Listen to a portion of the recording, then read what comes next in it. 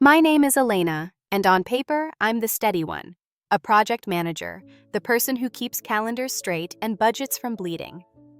In reality, I've just been the only adult in a house that's been quietly unraveling since January, when my husband Mark shattered his leg slipping on the front steps.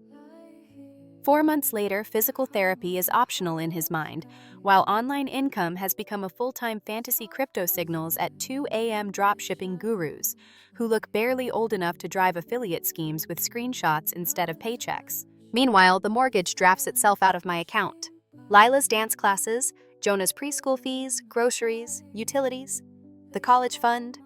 I'm too stubborn to abandon all of it rides on my deadlines being met. I kept telling Mark heal first, then get back to your real work. He kept replying with another video promising 6 figures from a laptop. Enter his mother, Veronica. She never approved of me, too career-minded, too independent, too everything. When I had to take a 5-day trip across 3 cities to close a commission we genuinely needed, she volunteered to stay with the kids. I wanted to believe that was support. It wasn't. I came home on a Friday at dusk, suitcase wheels, whispering across the hallway. Lila 7 stepped back when I opened my arms. Grandma says real moms don't leave. She told me formal and rehearsed. She says we should call you Elena when you choose strangers over your children. Jonah's face crumpled. He clung to the banister and sobbed, "Don't go make money for other people again." The words were not theirs, they were planted. Veronica watched from the doorway, mouth curved into a satisfied line. "All week they asked me why you need to chase money," she said brightly. I explained some women just aren't fulfilled by motherhood. Then, with a tilt of the head that felt like a knife, she added, 5 nights in hotels, different cities. People draw conclusions. A wife's place is with her family. I laughed, a startled, breathless sound that didn't feel like mine. "Are you accusing me of cheating?" I asked, "while I'm the one paying every bill you enjoy in this house?" Veronica's eyes flashed. "A good wife supports her husband without traveling. There are plenty of jobs that don't require you to disappear." Mark hobbled in on crutches and, instead of shutting this down, nodded along. "The kids need stability," he said. "They're confused when you're gone." A few minutes later, his sister Paige arrived, an intervention I hadn't been invited to. She lectured me about presents over paychecks, bedtime stories over boarding passes. The script was tight. They'd rehearsed it. And the kids? God, the kids had lines. Lila recited, eyes fixed on Veronica. "Real mothers get happiness from their babies." Jonah whispered, "I wish you'd stay home instead of thinking about work." The words were too neat, too polished, too heavy for a 4-year-old's mouth. I swallowed the heat in my chest and excused myself to unpack. I needed a task that wasn't emotional. In our bedroom, I set the suitcase on the bed and folded clothes into drawers, muscle memory doing what my heart couldn't. When a workout shirt snagged, I reached into the bottom drawer and felt paper crisp edges, a stack hidden under cotton. The first page was a printed email about outcomes for children of absent mothers. The next, a handwritten table in Veronica's looping script, dates of my business trips, late nights, client dinners.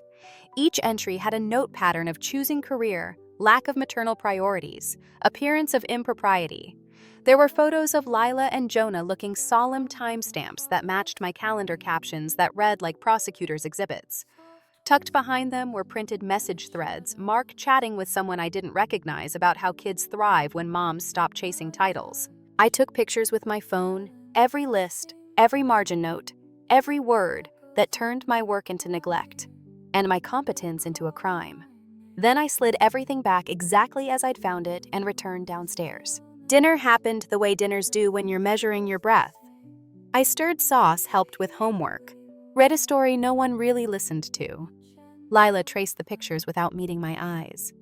Jonah leaned into me as if he wanted to believe his own script a little less. After lights out, Mark cleared his throat. "Maybe think about what's best for the kids," he said. "Mom helped me see how much they suffer when you travel. We could find you something at home." He was calm, like this was a gentle suggestion, not the last act of a plan I was only just uncovering. I didn't argue. Not then. I said I was tired and went to the guest room. On my phone, the photos glowed like flares in the dark.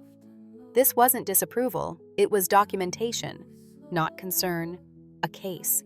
When I finally slept, I dreamed of a courtroom with my children on one side and a stack of papers on the other. I woke knowing two things I hadn't imagined any of it, and part two would not be passive. I woke before the house did the kind of early when the light is just a rumor behind the blinds. I hadn't really slept more, like hovered above sleep with the phone's glow, printing those photographs and notes onto the inside of my eyelids. At 6:20, the kettle clicked off. At 6:25, the doorbell rang. I don't know why I opened it without checking the camera. Habit, maybe? Or a graceless hope that it would be a delivery, something ordinary enough to reset the day. Instead, Charles Mark's father stood on the porch with a paper cup and an expression I've only seen on managers about to right-size a department. "Elena," he said, easing past me as though the invitation had already been granted. "We should have a talk. About the children, about your future." He set the coffee on the entry table like a prop and looked around, appraising the hallway as if it were a courtroom. I kept my voice in this polite register I reserve for hostile stakeholders. "It's early, Charles. So are the consequences of bad decisions," he replied, and gave the faintest smile, the kind that turns a person into a lecture. We sat at the dining table because the living room felt too intimate for whatever this was. He folded his hands, the coffee steaming between us. "We've been observing," he began. "For months now. Veronica has tried to discuss our concerns with you gently, but gentle hasn't worked." He lifted his eyes to mine and didn't blink. "You're not the right kind of woman to raise our grandchildren."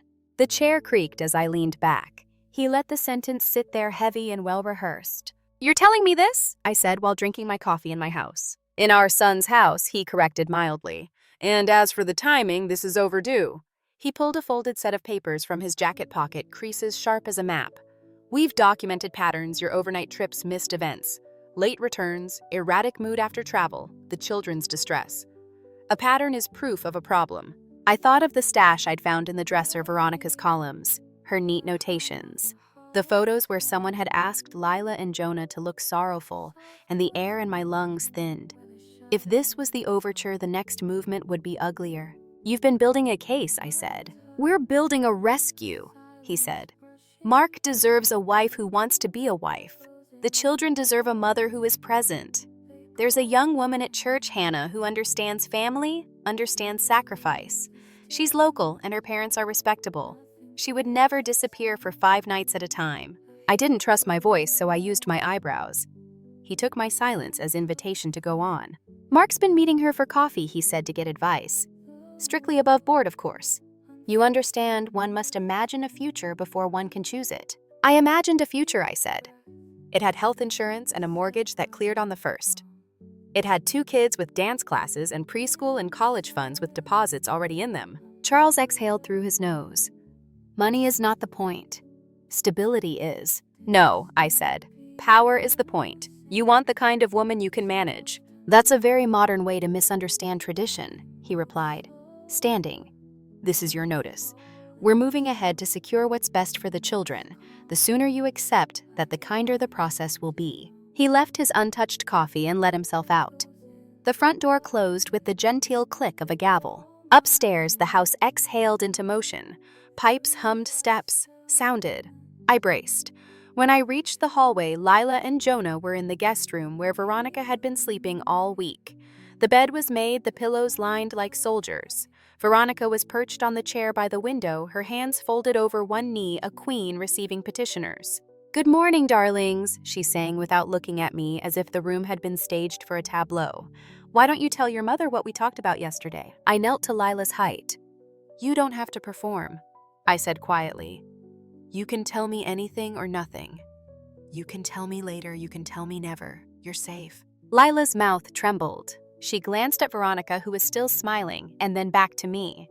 The words came out in little clips, as if they'd been cut to measure. "Grandma says, if we don't help you understand, she said things will break apart. She says sometimes kids have to live with other people when their moms don't care about the right things." Jonah's hand found mine, damp and small. He pressed his face to my arm like a child who's practicing vanishing. "Grandma says," he whispered, "we'll have to sleep in the basement with no snacks if we don't help. She says good boys want their mommies to stop leaving." The heat in my chest threatened to become sound. I swallowed it down.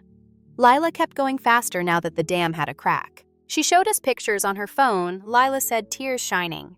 Bunk beds with lots of kids. She said those kids' mothers chose work instead of family.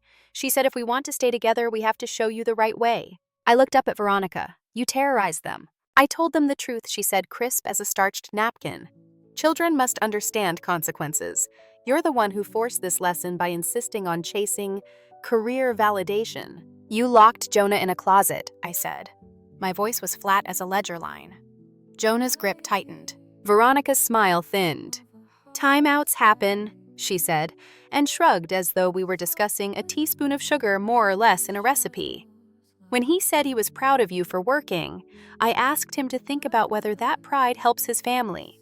By shutting him in the dark, I said. She didn't answer. She didn't have to. The shape of her silence was confession. Mark arrived then, crutch tips thumping a little breathless as if he'd been rehearsing in the car. Behind him, like an echo, came Paige. Mark stopped in the doorway of the guest room and surveyed the arrangement the way an actor checks his mark. We need to calm down, he said. This doesn't have to be adversarial. The kids need stability. He looked at me, and the words sounded like something he'd borrowed. Maybe you could consider work that doesn't take you away. Maybe you could consider work, I said, unable to help it. Any of it. The kind that pays in dollars instead of screenshots. Paige flinched, then recovered. We're not here to attack you, she said. But Lila cried at bedtime all week. Jonah asked if you love airports more than hugs. Children don't invent those feelings. No, I said. They're taught them. The doorbell rang again. No one moved. Veronica stood smoothing her dress with her palms and announced to the room, that will be Hannah. Hannah, I repeated, because sometimes the only way to make the absurd hold still is to say it out loud. We all migrated to the foyer on a kind of slow current. Veronica opened the door and in stepped a woman in a taupe cardigan and ballet flats, the gentle kind of pretty, favored by advertisements for laundry detergent. She carried a plate wrapped in foil and a rehearsed humility. Hi, I'm Hannah, she said, cheeks pink with well-timed shyness. I baked muffins. I hope that's not intrusive. It is, I said, but here we are. Mark did an awkward introduction, trying to make it sound as if Hannah had appeared by accident, a neighbor with baked goods instead of an auditioning replacement. Hannah spoke softly about how families require presence and children blossom under routine. She said these things like they were new ideas, rather than the oldest sticks used to prod a working mother back into her pen. I can't imagine choosing work over these two, she said, looking down at Lila and Jonah with a smile that was probably meant to melt. They're so precious. You didn't have to imagine it, I said. You just had to be invited to replace me. Her eyes widened, then slid to Mark for a cue. He lifted his palms. No one is replacing anyone, he said. We're exploring what's best for the kids. What's best, I said, is that you don't threaten my children. You don't coach them to recite scripts. You don't bring a stranger into my foyer to perform virtue, and you don't build dossiers on me in my own house. We were trying to help you see, Charles said, appearing again like a stage direction. He must have circled the block waiting for his entrance. You're having an episode. Funny, I said. I was just thinking how composed I feel. It's hard to describe the moment when a line inside you clicks from pliable to fixed. For months, I had negotiated, explained, absorbed. In the guest room, I had listened. In the hallway, I had not screamed. Now a switch flipped. The air felt sharper in the way a day feels different after you finally decide to quit a job you've outlived. Kids, I said, turning, so only they could see my face go, get your backpacks. Lila hesitated. Jonah didn't. He ran. Veronica's voice went high and thin. Where do you think you're going? Home, I said. This is your home, Charles snapped. It's a house with my name on the mortgage, I corrected, and your fingerprints in my drawers. My home is wherever my children are not being scared into compliance. Mark reached for the we should be reasonable tone. You can't just take them. I can, I said, and I am. I moved past him to the kitchen, gathered the folder of documents I kept in a drawer. Their birth certificates, a copy of the lease for a small corporate apartment near my office I'd kept for overnights during intense project phases. Utility bills with my name and slid them into my tote. Hannah shifted her plate from one hand to the other as if she'd been left without blocking notes. Maybe we should pray, she offered, and even Charles looked embarrassed. Lila reappeared with her purple backpack and a stuffed rabbit under her arm. Jonah had his shoes on the wrong feet and was trying to zip his jacket with the determination of a person lifting a car off a cousin. I kneeled and fixed the shoes, zipped his jacket, kissed the crown of his head. He leaned in like he might dissolve into my shoulder. I let him. Veronica moved to block the door. "You're proving our point," she hissed. "Impulsive, unstable, you frightened them." "You frightened them," I said. "You used hunger and darkness and pictures of dormitories as a threat. You turned love into a quiz with only one right answer." Neighbors had begun to notice. You can feel when a street grows eyes. A curtain lifted. A dog stopped barking mid-woof.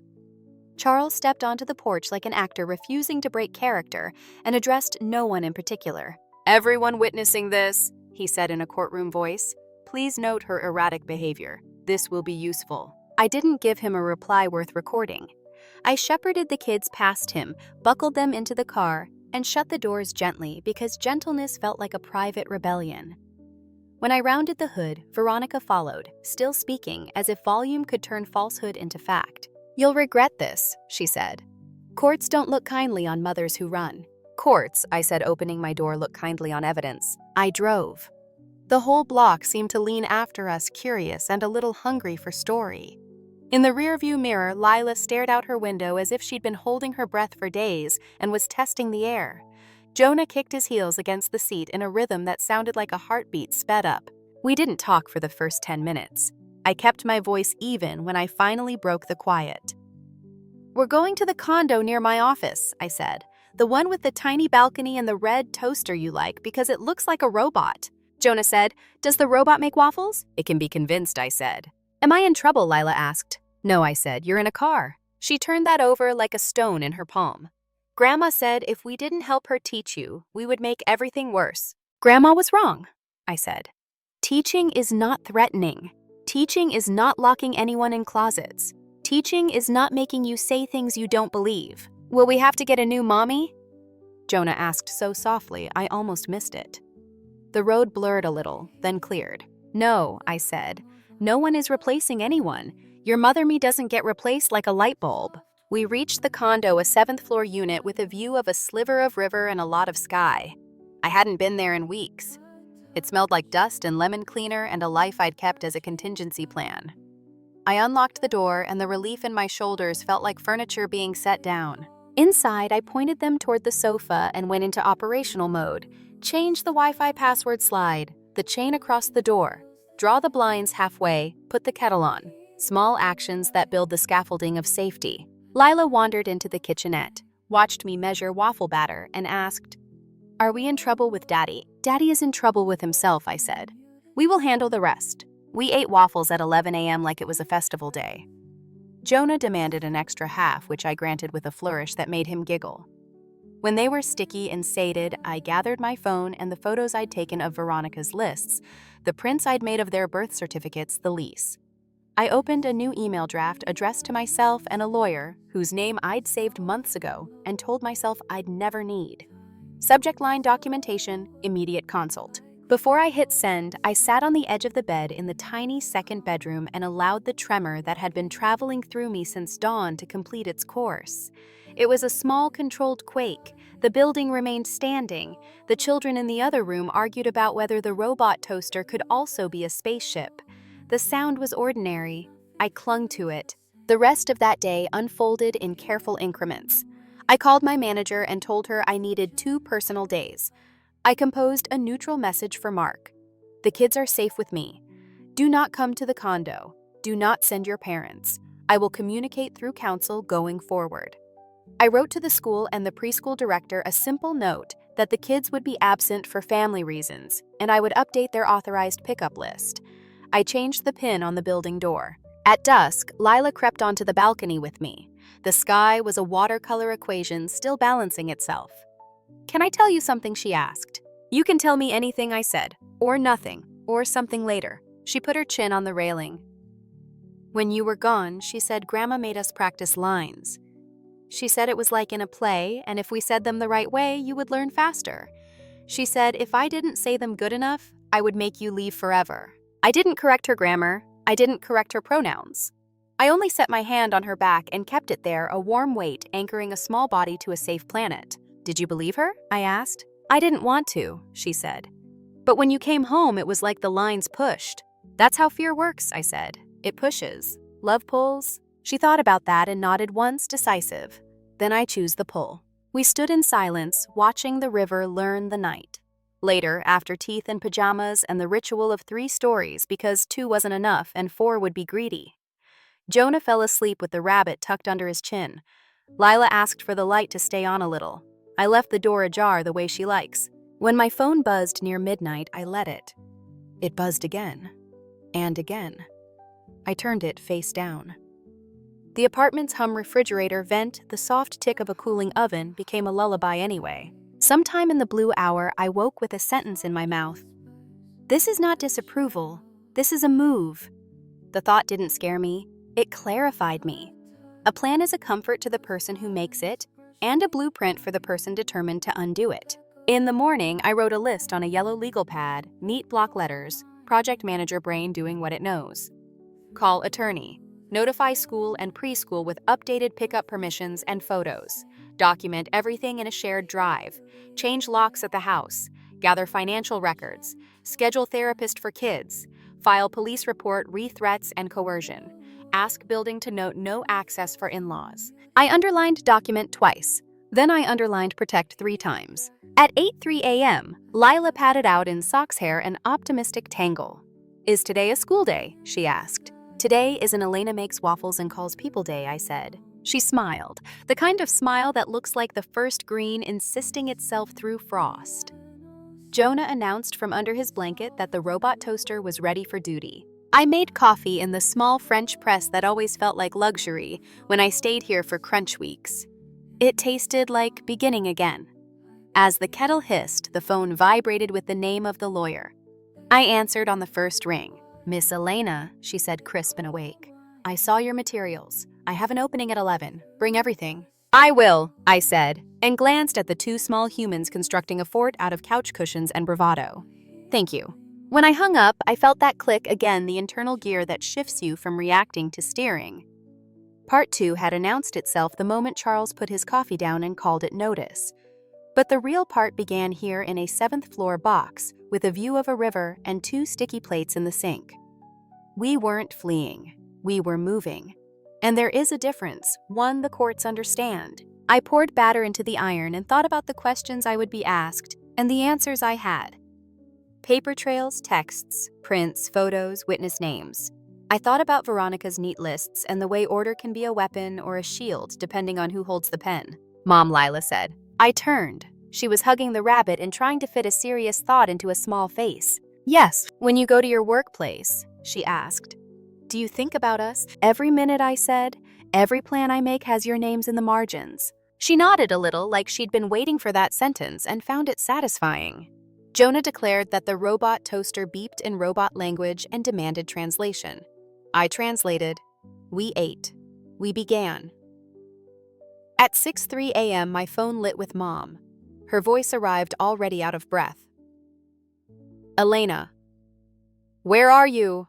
Charles called, said you'd had a breakdown and took the kids. We're at the condo, I said, calm on purpose. We're safe. He lied to panic you. By 8, the hallway outside my door was a stage. Mark and Charles banged and performed concern for the neighbors. Elena let us see Lila and Jonah so we can call off the search, Mark called, as if there were one. There's no search, I said through the door. There's harassment. Leave. They didn't. I phoned non-emergency. 2 officers arrived, listened, and looked at my lease. Without a custody order, one said to them, she's within her rights. If she's asked you to leave, you leave. He handed me an incident number like a receipt for sanity. When the hallway was quiet again, I texted my parents. Police came. They left. We're okay. Attorney at 11. Miss Anwar's office smelled like paper and certainty. I laid out photos of Veronica's neat lists, pattern of choosing career, lack of maternal priorities, the printed research on absent mothers, the incident number from the morning. She skimmed, stacked, and turned chaos into a plan. Today, she said ticking items with a pen. We file for ex parte, temporary custody with you as primary. No contact for grandparents and a harassment protective order. Start a contemporaneous log every call, text attempt, date and time, who saw it. Save screenshots. I'll contact both schools. Bring photos for authorized pickup. Do you feel safe changing the locks at the house? With a neighbor standing watch, I said. Good. Record video while you're there. If they appear, call the police, don't engage. I left with petitions ready to file and a to-do list that felt like a spine. First stop, Lila's Elementary. I gave the secretary a letter photos of Mark, Veronica, Charles, Paige, Hannah, and a passphrase, Lila and I chose stargazer. We won't release her to anyone not on this list, the principal said. If anyone tries, we call you, then the police. At Jonah's preschool, the director nodded sympathetic. We've seen situations like this. Only you. If someone shows, we lock down and call. I signed forms and left the same packet of photos. By 2, the locksmith met me at the marital house. I waited on the porch for my neighbor Anita, who folded her arms and said, I can loiter with purpose. The locksmith changed the deadbolts while I recorded quiet video and narrated kids' clothing documents, personal electronics. In the bedroom, I opened Mark's dresser to bag a few of his things to drop at Charles and Veronica's later, one less claim they could invent. The bottom drawer snagged. I reached in and touched cold glass, Mark's old phone retired after a cracked screen last winter. I slipped it into my tote without commentary. Back at the condo, Mrs. Klein down the hall loaned me a charger. When the phone booted, it bloomed with cached conversations Mark had never logged out of. Messages scrolled up like a confession written in bubbles. February fresh cast, Charles. This injury is a chance to reset the family dynamic. Mark. If the kids bond with mom, Veronica, while Elena is away, maybe she'll see she needs to choose. March. Veronica in the thread logging progress. Lila cried less at bedtime when I was gone. Jonah asked for grandma. Let's document those nights. Judges like patterns. April.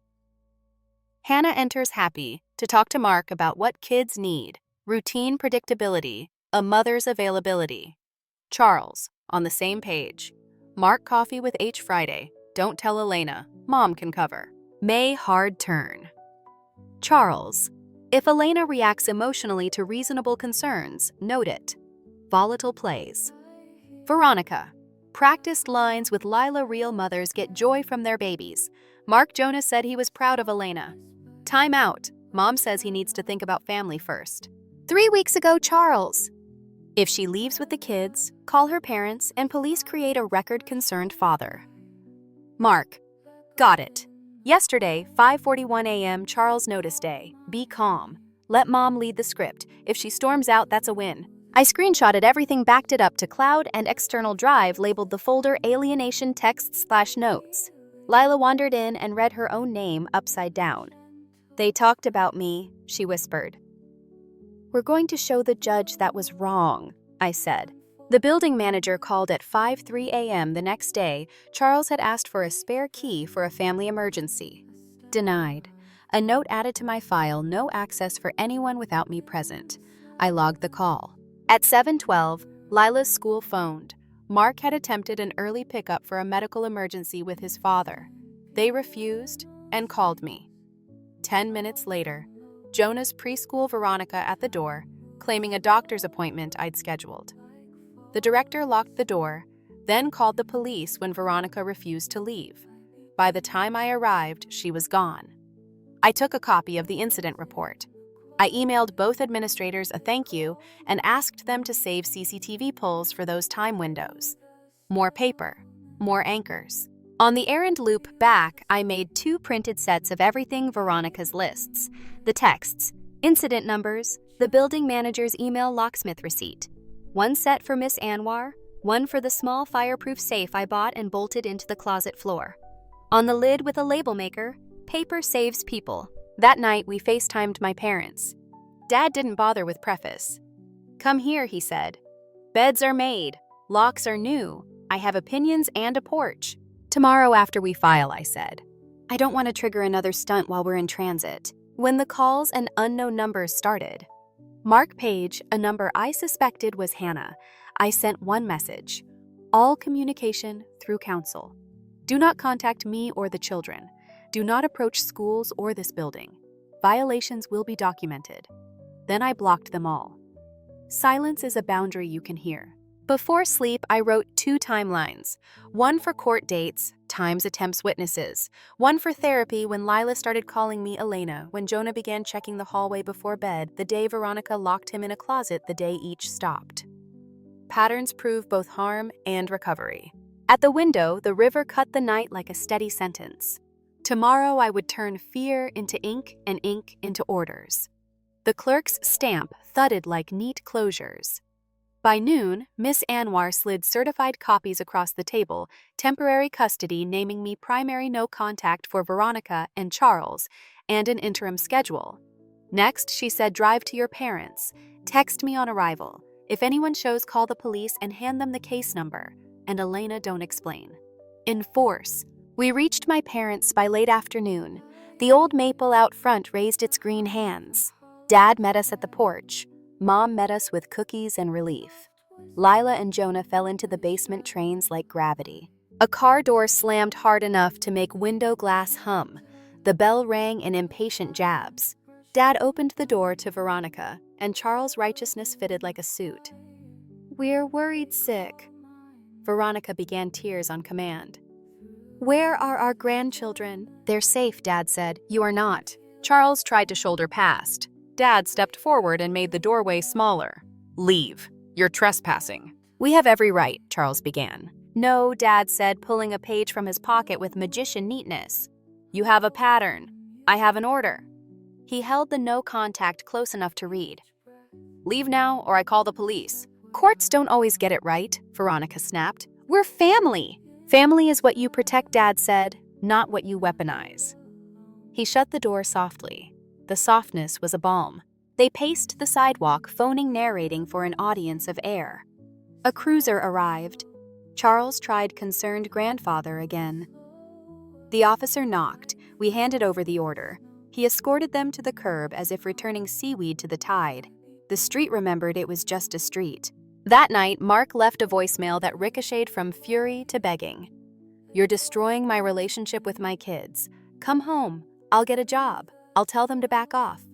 If you hadn't been gone so much, delete. Forward transcript to Miss Anwar. Log the time and duration. The new ritual of mercy documentation. The following week arranged itself into gentler ladders, school, therapy, dinner, sleep.